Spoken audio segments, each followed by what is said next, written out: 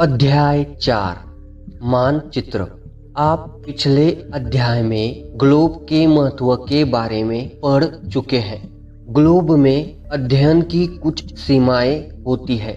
जब हम पूरी पृथ्वी का अध्ययन करना चाहते हैं तब ग्लोब हमारे लिए काफी उपयोगी साबित होता है। लेकिन जब हम पृथ्वी के केवल एक भाग जैसे अपने देश, राज्यों, जिलों, शहरों तथा गांवों के बारे में अध्ययन करना चाहते हैं तो यह हमारे लिए उतना उपयोगी साबित नहीं होता है। ऐसी स्थिति में हम मानचित्रों का उपयोग कर सकते हैं। मानचित्र पृथ्वी की सतह या इसके एक भाग का पैमाने के माध्यम से चपटी सतह पर खींचा गया चित्र है, लेकिन एक गोलाकार सतह को पूरी तरह से चपटा करना असंभव है। आओ कुछ करके सीखें। एक रबड़ की पुरानी गेंद ले एवं उस पर कोई रेखा चित्र बनाइए। आप उस पर उत्तर एवं दक्षिण ध्रुव को भी चिन्हित कर सकते हैं। अब चाकू से इस गेंद को काटें तथा उसे चपटा करने की कोशिश करें। देखें कि किस प्रकार रेखा चित्र का रूप बिगड़ जाता है। मानचित्र हमारी विभिन्न जरूरतों के लिए आवश्यक है। कुछ मानचित्र एक छोटे से क्षेत्र को एवं कुछ तथ्यों को दर्शाते हैं। दूसरे मानचित्र में एक बड़ी किताब की तरह तथ्य हो सकते हैं। जब बहुत से मानचित्रों को एक साथ रख दिया जाता है तब एक एटलस बन जाता है। एटलस विभिन्न प्रकारों तथा अलग अलग पैमाने से खींची गई मापों पर आधारित होता है। मानचित्रों से एक ग्लोब की अपेक्षा हमें ज्यादा जानकारी प्राप्त होती है। मानचित्र विभिन्न प्रकार के होते हैं, जिनमें से कुछ को नीचे वर्णित किया गया है। भौतिक मानचित्र पृथ्वी की प्राकृतिक आकृतियों जैसे पर्वतों, पठारों, मैदानों, नदियों, महासागरों इत्यादि को दर्शाने वाले मानचित्रों को भौतिक या उच्चावच मानचित्र कहा जाता है। राजनीतिक मानचित्र राज्यों, नगरों, शहरों तथा गांवों और विश्व के विभिन्न देशों व राज्यों तथा उनकी सीमाओं को दर्शाने वाले मानचित्रों को राजनीतिक मानचित्र कहा जाता है। थीमेटिक मानचित्र कुछ मानचित्र विशेष जानकारियां प्रदान करते हैं, जैसे सड़क मानचित्र, वर्षा मानचित्र, वन तथा उद्योगों आदि के विवरण दर्शाने वाले मानचित्र इत्यादि। इस प्रकार के मानचित्रों को थीमेटिक मानचित्र कहा जाता है। इन मानचित्रों में दी गई सूचना के आधार पर उनका उचित नामकरण किया जाता है।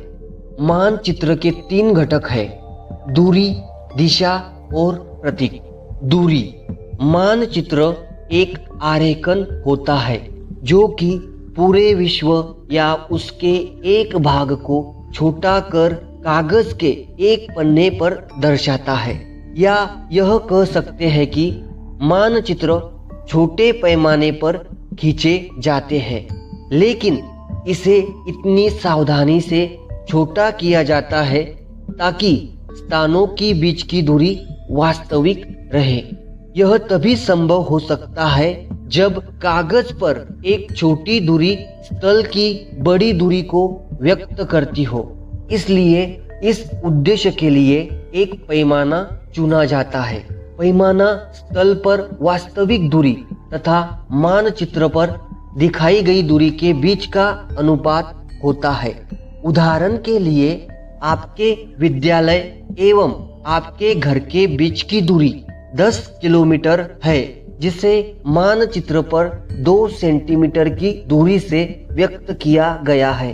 इसका अभिप्राय है कि मानचित्र का 1 सेंटीमीटर स्थल के 5 किलोमीटर को दर्शाएगा।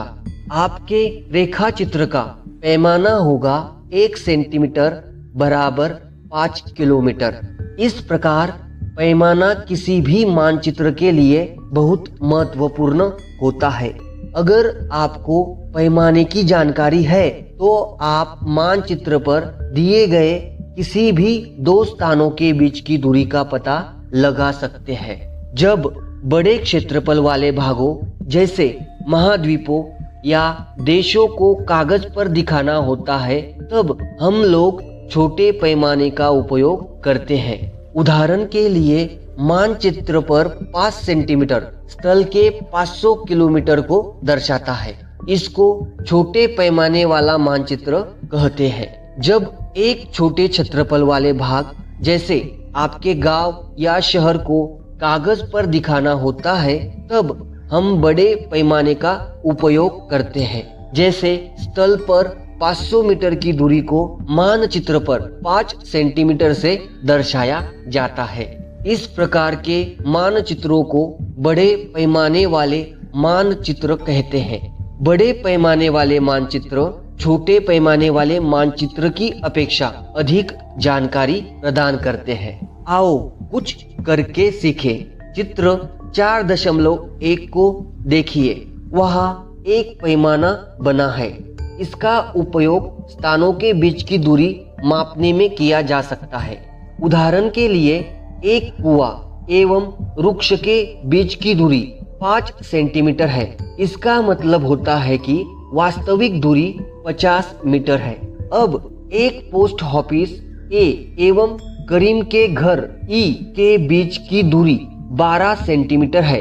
इसका मतलब है कि स्थल पर यह दूरी 120 मीटर है। लेकिन आप एक पक्षी की तरह उड़कर सीधे ई से ए पर नहीं जा सकते। आपको सड़क पर चलना होगा। अब हम लोग पैदल तय की जाने वाली दूरी ई से सी, उसके बाद सी से यम, यम से बी तथा बी से ए को मापते हैं। सभी दूरियों को जोड़ दे। यह करीम के घर से पोस्ट ऑफिस तक की कुल दूरी होगी। दिशा अधिकतर मानचित्रों में ऊपर दाहिनी तरफ तीर का निशान बना होता है जिसके ऊपर अक्षर उ लिखा होता है। यह तीर का निशान उत्तर दिशा को दर्शाता है। इसे उत्तर रेखा कहा जाता है। जब आप उत्तर के बारे में जानते हैं तब आप दूसरी दिशाओं जैसे पूर्व, पश्चिम तथा दक्षिण के बारे में पता लगा सकते हैं। चित्र 4.2 में 4 मुख्य दिशाओं उत्तर, दक्षिण, पूर्व एवं पश्चिम को दिखाया गया है। वे प्रधान दिग्बिंदु कहे जाते हैं। बीच की 4 दिशाएं हैं उत्तर पूर्व, दक्षिण पूर्व, दक्षिण पश्चिम तथा उत्तर पश्चिम। इन बीच वाली दिशाओं की मदद से किसी भी स्थान की सही स्थिति का पता लगाया जा सकता है। चित्र 4.1 से निम्नलिखित दिशाओं का पता लगाइए। 1. विकास के घर से सामुदायिक केंद्र तथा खेल के मैदान की दिशा। दुकानों से विद्यालय की दिशा। हम दिक्सूचक की सहायता से किसी स्थान की दिशा का पता लगा सकते हैं।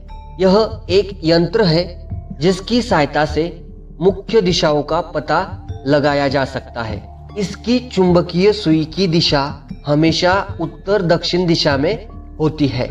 प्रतीक यह किसी भी मानचित्र का तीसरा प्रमुख घटक है।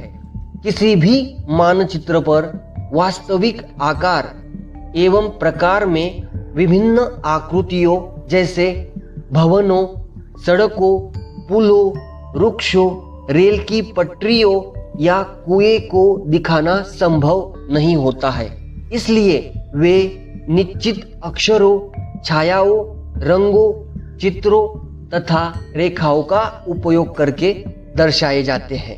ये प्रतीक कम स्थान में अधिक जानकारी प्रदान करते हैं। इनकी प्रतीकों के इस्तेमाल के द्वारा मानचित्रों को आसानी से खींचा जा सकता है तथा इनका अध्ययन करना आसान होता है। अगर आप एक क्षेत्र की भाषा को नहीं जानते हैं तथा आप किसी से दिशाओं के बारे में नहीं पूछ सकते हैं, तब आप इन चिन्हों की सहायता के द्वारा मानचित्र से जानकारी प्राप्त कर सकते हैं। मानचित्रों की एक विश्वव्यापी भाषा होती है जिसे सभी आसानी से समझ सकते हैं। इन प्रतीकों के उपयोग के संबंध में एक अंतरराष्ट्रीय सहमति है। ये रूढ़ प्रतीक कहे जाते हैं। कुछ रूढ़ प्रतीक चित्र 4.3 में दर्शाए गए हैं। विभिन्न रंगों का उपयोग भी इसी उद्देश्य से किया जाता है। उदाहरण के लिए सामान्यतः नीले रंग का इस्तेमाल जलाशयों, भूरा रंग पर्वतों, पीला रंग पठारों और हरा रंग मैदानों को दर्शाने के लिए किया जाता है। रेखा चित्र। रेखा चित्र एक आरेखन है जो पैमाने पर आधारित न होकर याददाश्त और स्थानीय प्रेक्षण पर आधारित होता है। कभी कभी किसी क्षेत्र के एक कच्चे आरेखन की आवश्यकता वहां के एक स्थान को दूसरे स्थान के सापेक्ष दिखाने के लिए होती है।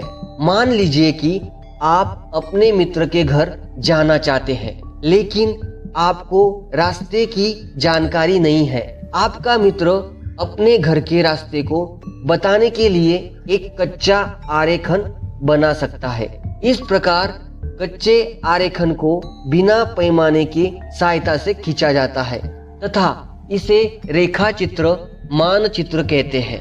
अगला पॉइंट है खाका।